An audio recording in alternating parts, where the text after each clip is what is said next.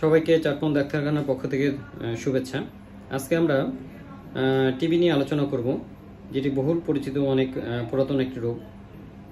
আগে বলা হতো যার আছে যক্ষা তার নেই রক্ষা, কথাটি এখন অনেক পরিবর্তন হয়ে গেছে। এখন বলা হয় যার আছে যক্ষা তার আছে রক্ষা।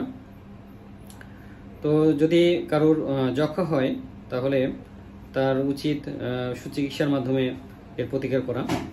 যক্ষা সাধারণত মাইক্রোব্যাকটেরিয়াম টিউবারকুলোসিস নামক একটি জীবাণু দ্বারা হয়, সাধারণত ফুসফুসে বেশি হয়, তাছাড়া শরীরের বিভিন্ন অংশে হতে পারে। তো যক্ষা হলে তার নিম্নোক্ত লক্ষণগুলো প্রকাশ পেতে পারে। 3 সপ্তাহ বা তার অধিক সময় ধরে যদি কাশি হয়, কফ দিয়ে রক্ত আসে, ক্ষুধামন্দা হয়, যদি ঘাম দিয়ে জ্বর আসে বিশেষ করে রাত্রেবেলা, তো এই লক্ষণগুলো প্রকাশ পেলে আমরা রোগীকে অবশ্যই বলবো উপজেলা স্বাস্থ্য কমপ্লেক্স বা কোনো বিশেষজ্ঞ ডাক্তারের দ্বারা পরামর্শ নিয়ে কফ এবং এক্সরে পরীক্ষার মাধ্যমে চিকিৎসা সম্পন্ন করতে। ধন্যবাদ সবাইকে।